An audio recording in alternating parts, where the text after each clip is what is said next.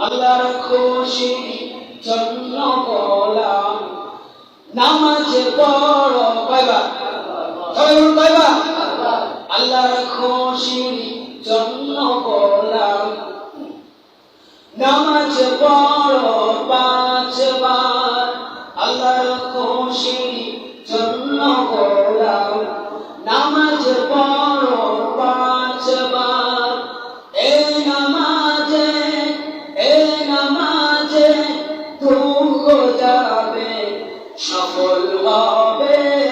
এবার ওপার আল্লাহর খুশি জন্য গোলাম নামাজ পড়ো কয়বার এক ওয়াক্ত নামাজ পড়ো কুফরি হইলে আসব এক ওয়াক্ত নামাজ যদি ইচ্ছাকৃত হেলায় অবহেলায় নিজের ইচ্ছায় যদি আপনি ত্যাগ করেন মুসলিম শরীফের হাদিসের মধ্যে আল্লাহ রাসূল বলেছেন মান তারাকা সালাতা মুতাআম্মিদান ফাকাদ কাফারা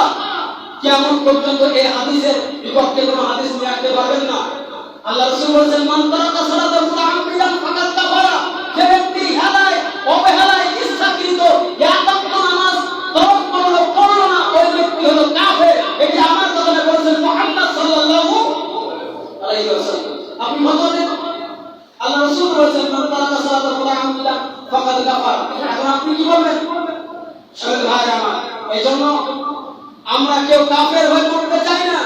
আমরা ঈমানদার মুত্তাকি হয়ে মরতে চাই ঠিক কি না বলেন এইজন্য আমাদের প্রয়োজন পাঁচ ওয়াক্ত নামাজ আদায় করা অথবা ঠিক কি না সবাই ভাই আমার এইজন্য আমরা এক ওয়াক্ত নামাজ কাজা করব বা এক ওয়াক্ত নামাজ কাজা করলে আপনাকে অবশ্যই কাফারা আদায় করতে হবে ঠিক কি না বলেন এইজন্য কবি বলেছেন এক ওয়াক্ত নামাজ পড়ো কুফরি হইলে আসব জীবন মরণ দুঃখে ভরে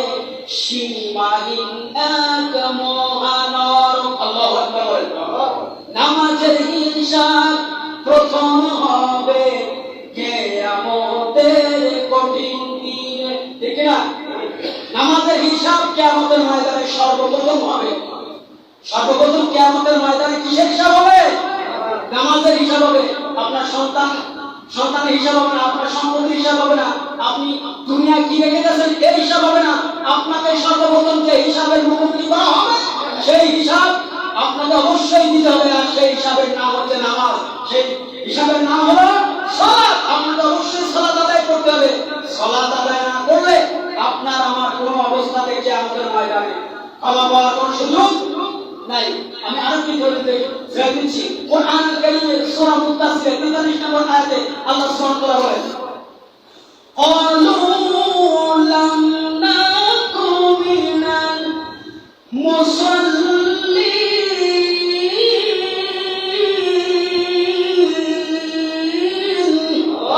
আল্লাহ তাআলা বলেন